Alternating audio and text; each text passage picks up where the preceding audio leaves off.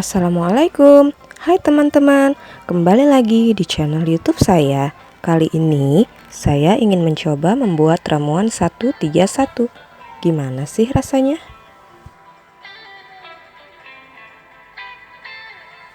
Ada yang belum tahu tentang ramuan 131? Ramuan 131 adalah ramuan herbal yang di-share oleh Dr. Sidi Ari Cahya di platform media sosial. Saya dapat info ramuan ini di beranda Facebook saya. Dr. Sidi, sejauh yang saya tahu, adalah seorang dokter lulusan Fakultas Kedokteran Universitas Gadjah Mada yang saat ini berpraktik di bidang pengobatan herbal. Karena beliau basisnya adalah dokter, pastinya pengobatannya ilmiah ya.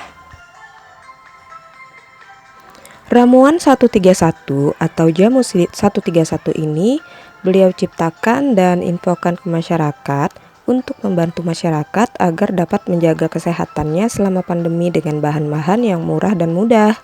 Murah dan relatif dapat dijangkau oleh seluruh lapisan masyarakat dan mudah pula untuk didapat. Jadi mau pergi ke pasar tradisional ataupun masuk ke supermarket, ketiga bahan yang diperlukan dalam membuat ramuan 131 ini akan mudah ditemukan. Mudah-mudahan jamu ini benar-benar bisa bermanfaat ya untuk menjaga kesehatan sekaligus juga meminimalkan gejala jika memang telah terpapar ataupun terinfeksi. Oke deh, yuk kita coba buat. Yang pertama, kita membutuhkan 1 ruas jari jahe. Boleh jahe gajah, boleh jahe merah, ataupun jahe emprit. Kali ini saya memilih jahe merah karena kebetulan memang ada stoknya di kulkas. Alasan lainnya kenapa jahe merah sudah pernah saya jelaskan di video YouTube yang sebelumnya. Bagi yang lambungnya peka dengan pedasnya dari jahe, Dr. Sidi menyarankan bisa mengganti jahe dengan kunyit dengan dosis yang sama, yaitu 1 ruas jari. Cuman kalau yang lambungnya aman-aman saja, sepertinya tidak usah diganti ya, pakai jahe aja lebih enak.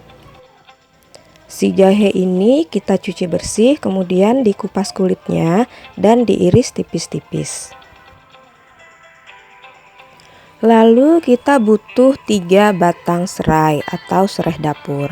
Serai ini kita pakai putihnya saja, dicuci bersih, kemudian batangnya digeprek.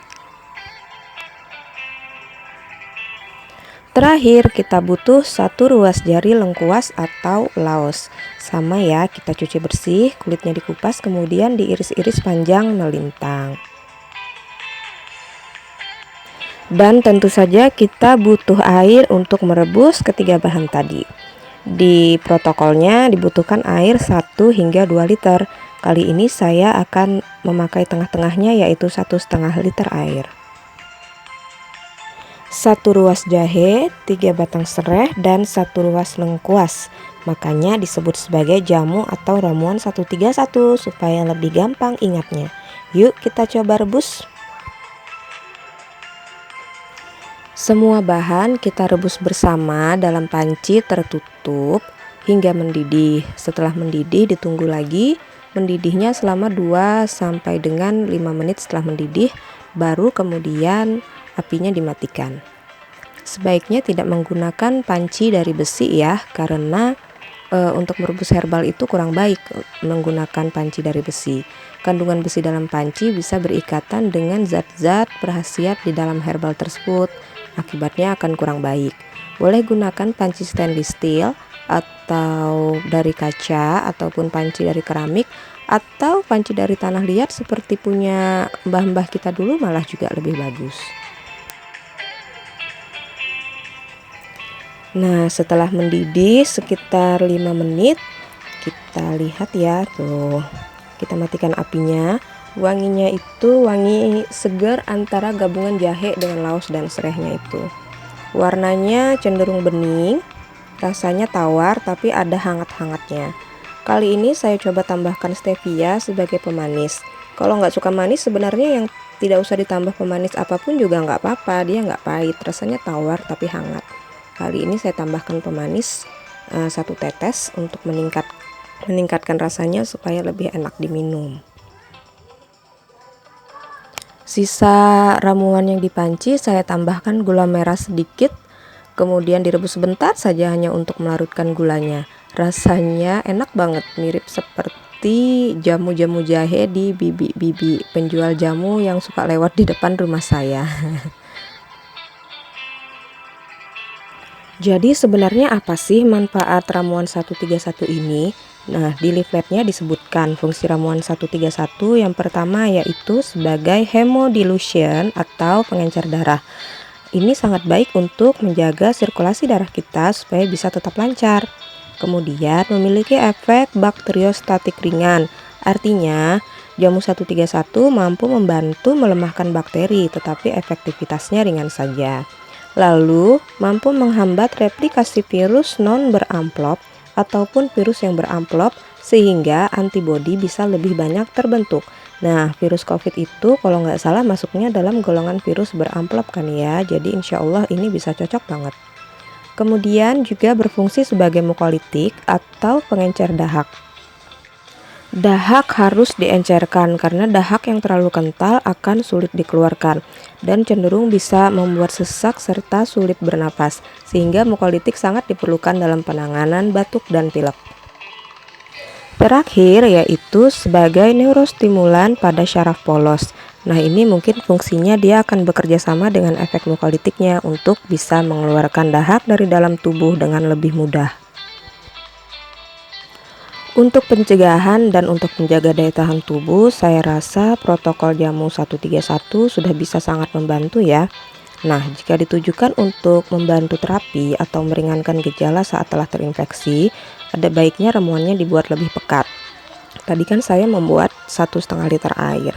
Nah, itu bisa dilanjutkan direbus lagi, mungkin tersisa hanya sekitar 500 ml sehingga didapatkan ramuan yang lebih pekat. Lalu diminum setidaknya 3 kali sehari. Dan tentu dibantu dengan upaya lain untuk membantu mempercepat penyembuhan seperti misalnya relaksasi, pikiran yang tenang, olah nafas, dan lain sebagainya. Di musim pandemi COVID-19 ini menurut saya sangat penting untuk mencari bahan yang fungsinya tidak hanya mampu meningkatkan daya tahan tubuh, tetapi juga mampu mencegah inflamasi atau peradangan untuk mencegah terjadinya badai sitokin yang biasanya membuat pasien lebih drop. Nah, bahan herbal biasanya di dalam kandungannya itu sudah ada yang otomatis bisa menstimulasi daya tahan tubuh sekaligus juga untuk menekankan peradangan.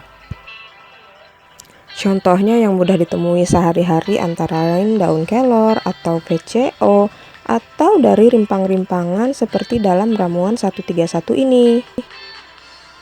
Baiklah, demikian sharing saya kali ini. Semoga sedikit banyaknya ada manfaat yang bisa diambil ya. Semoga kita senantiasa dikaruniai kesehatan. Misal pun harus terinfeksi virus, semoga efeknya ringan saja dan bisa kita lewati semua dengan aman dan selamat. Akhir kata, Assalamualaikum warahmatullahi wabarakatuh.